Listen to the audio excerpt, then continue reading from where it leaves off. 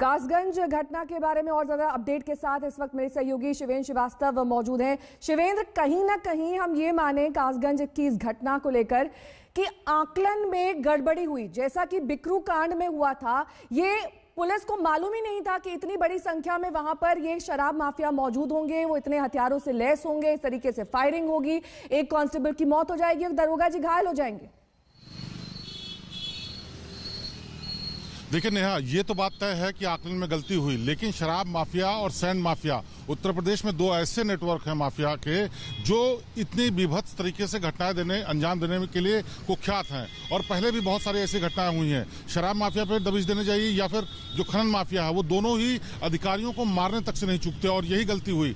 जंगल के इलाके में दो सिपाही अगर किसी भी पूरी तैयारी के बगैर जाते हैं तो ये खतरा तो पहले से ही उन्होंने मोल ले लिया था। लेकिन हैरानी इस बात की है कि अपराधियों का मनोबल इतना स्ट्रांग हो जाए कि वो पुलिस वालों को वर्दी में देख के इतनी विभत्स तरीके से मारे, ये भी बहुत बड़ा सवाल है। आपको बता दें कि इस पूरी घटना में सिपाही को न सिर्फ मारा गया बल्कि उससे पहले उसके कपड़े उतार दिए गए, उसके जूते, उसकी गन, यहां तक कि उसकी जो गन थी सरकारी, उसको भी लूट लिया गया। और उसके बाद बुरी तरह से पहले लाठी डंडों से मारा गया है, उसके बाद हत्या हुई है ये। और उसमें जो अशोक हैं, अशोक की जान बच गई, ये बड़ी गनीमत की बात है, क्योंकि अपराधियों ने पूरी कोशिश इस बात की थी कि उनकी भी जान न बचे, और उनको नदी से करीब 3 किलोमीटर दूर जंगल में ले जाकर छोड़ दिया था कि अगर कोई ढूंढने आए तो भी ना मिले। और इतनी हिम्मत, इतना दुस्साहस करने का तभी हो सकता है जबकि पहले से दबंग रहा हो, पहले से आपराधिक इतिहास रहा हो। और यही साफ दिखाता है मोती धीमर जो मुख्य आरोपी है, सालों से अवैध शराब का धंधा करता है, उसके खिलाफ 1 दर्जन मुकदमे दर्ज हैं। पुलिस ने कार्रवाई की, लेकिन शायद उनकी सख्ती में कमी रही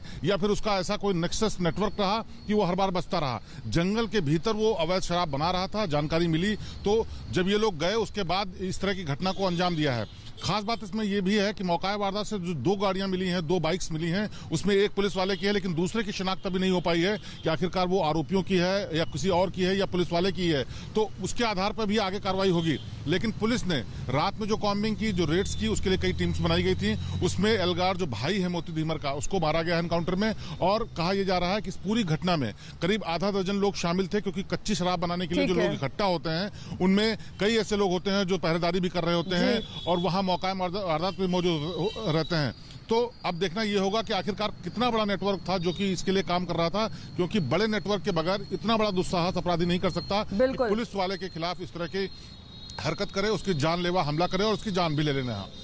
तो एक बड़ी वारदात ये यूपी के कासगंज में देखने को मिली है और लगता है कि यूपी में अपराधियों को एनकाउंटर का भी खौफ नहीं रहा है। कल भी